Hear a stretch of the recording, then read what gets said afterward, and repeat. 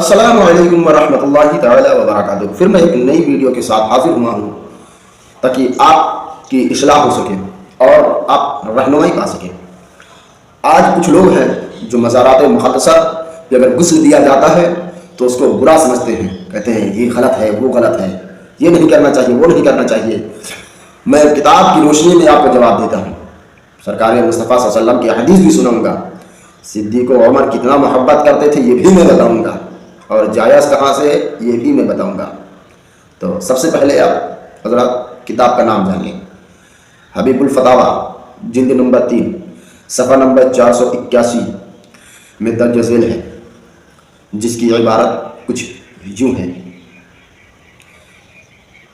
آج کل لوگوں کا سوال ہے کہ مزارات مقدسہ کو غسل دینا جائز ہے یا نہیں جائز ہے، اس پانی پر نہ کوئی کلام پڑھا جاتا ہے تو شفا ہے یا نہیں ہے، اس میں ثواب ملتا ہے یا نہیں ملتا ہے۔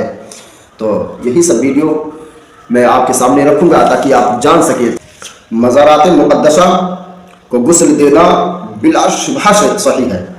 انسان مسجد کی فرش کو غسل دیتا ہے، کبھی دیوار کو غسل دیتا ہے، یہی حال اپنے رہنے سہنے کے پختہ مکانات کے صحن و کمرہ اور دیواروں کا ہے۔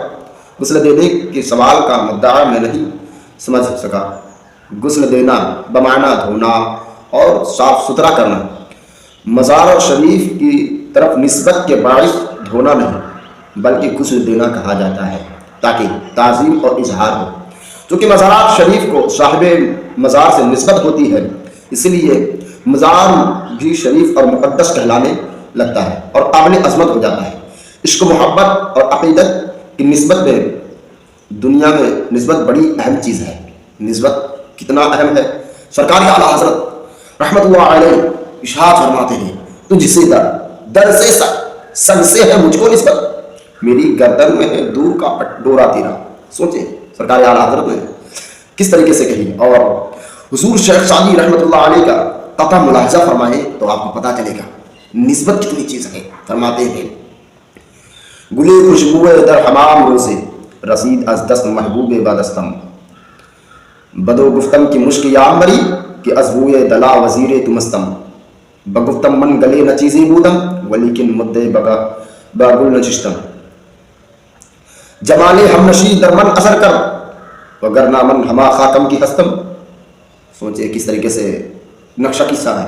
اور سرکار مدینہ تاجدار راحت قلب و سینہ حضور شاہ قیوم النشور صلی اللہ تعالی علیہ وسلم کے قدم مبارکہ کی نسبت سے، جس کے تلووں کا دھون ہے آب حیات ہے، وہ جانے مسیح ہمارا نبی اعلیٰ حضرت نے یوں نقشہ کھینچا، تو جس کے تلووں کا دھون ہے آب حیات، یعنی نبی کریم صلی اللہ علیہ وسلم کے قدم مبارکہ کے مکہ کے لوگ دھون دیا کرتے تھے تاکہ ان کو شفا ملے۔ تو اعلیٰ حضرت نے یوں کہا ہے، قدم مبارکہ کی نسبت سے منبر کی وہ سیڑھی جہاں سیدنا صدیق اکبر رضی اللہ تعالیٰ عنہ کے نزدیک قابل تعظیم و تکریم ہو گئی، مدینہ طیبہ کے در و دیوار اس نسبت کی وجہ سے سیدنا امام مالک کے نزدیک بوسہ دینے کے قابل ہو گئے، مدینہ طیبہ کی زمین کا ہر حصہ اس نسبت کے باعث اتنا قابل احترام ہو گیا کہ مولانا جامی رحمۃ اللہ علیہ نے قضاء حاجت کے لیے اس میں بیٹھنا گوارا نہ فرمایا۔ نسبت کا عالم یہ ہے میرے عزیز۔ صحابہ کرام رضی اللہ تعالیٰ عنہم مدنی آقا تاجدار حضور صلی اللہ علیہ وسلم کے وضو کے پانی کو زمین پر گرنے نہ دیتے تھے، سب اپنے ہاتھوں میں لے کر چہرے اور سینے اور بدنوں پر مل لیتے تھے، یہاں تک کہ بزاق شریف اور بلغم مبارکہ کے ہاتھ بھی یہی کیا کرتے تھے۔ سرکار اقدس صلی اللہ تعالیٰ علیہ وسلم کے استعمال فرمودہ پیالے میں پانی ڈال کر مریضوں کو پلاتے تھے تو وہ مریض شفا یاب ہو جایا کرتے تھے۔ سرکار دو عالم صلی اللہ علیہ وسلم کے جبہ مبارکہ کو دھو کر اس کا پانی بھی بیماروں کو پلایا کرتے تھے تاکہ وہ شفا یاب ہو جایا کرے، اور حضور صلی اللہ علیہ وسلم کے قدم مبارکہ کی اسی برکت سے مدینہ طیبہ کی مٹی خاک شفا کہلاتی ہے۔ اور قرآن حضرت اسماعیل علیہ السلام کی والدہ ماجدہ جب صفا مروہ پر دوڑی تو اللہ نے ارشاد فرمایا، ان الصفا والمروہ من شعائر اللہ فمن حج البیت او اعتمر فلا جناح۔ صرف نسبت ہی کی وجہ سے اللہ نے حاجیوں پر 7 چکر لگانے کا حکم دے دیا، صرف نسبت ہی تو ہے میرے عزیز، اور کیا ہے؟ اسی طرح صاحب مزار کی نسبت سے مزار کا ہر جز قابل تعظیم و تکریم ہو، کہ جب شفا اور صحت ہو جائے تو کچھ تعجب کی بات نہیں۔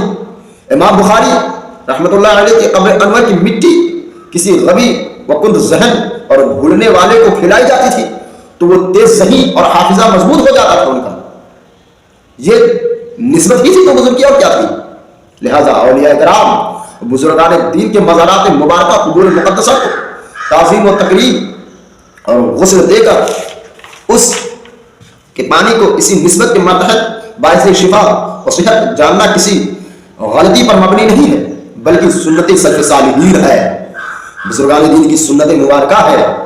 میرے مصطفیٰ کریم صلی اللہ تعالی علیہ وسلم خود مزارات مقدسہ پر جایا کرتے تھے، اور صحیح اور جائز بھی ہے۔ یہ تو ارباب کشف و صدور اور اہل اللہ ہی بتا سکتے ہیں کہ اس پر کتنا ثواب ہے، لیکن کسی چیز کی شفا و صحت دینے کے لیے یہ ضروری نہیں ہے کہ اس پر کلام شریف ہی پڑھا جائے۔ غسل کے پانی پر کہتے لوگ کلام اللہ نہیں پڑھا جاتا ہے، اس میں شفا ہوتی ہے، تو کوئی ضروری نہیں ہے کہ اس پر شفا کے لیے کلام اللہ ہی پڑھا جائے۔ مزار مقدسہ کو نسبت حاصل ہے تو اس میں شفا ہے۔ مدینہ مکہ کی مٹی شفا یابی ہے، جیسے امام بخاری رحمۃ اللہ علیہ کی مزار کی مٹی کو اگر کسی کو ذہن کو کھلایا جاتا تھا تو وہ ذہن نشین ہو جاتا تھا۔ اگر کسی کا ذہن کمزور ہے، اس کے ذہن پر کوئی بات نہیں آتی ہے اور اس کو مٹی کھلا دیا جائے تو اس کا حافظہ مضبوط ہو جایا کرتا تھا۔ ایسے ہی اس پر کلام اللہ شریف ہی پڑھا جائے ایسا نہیں ہے۔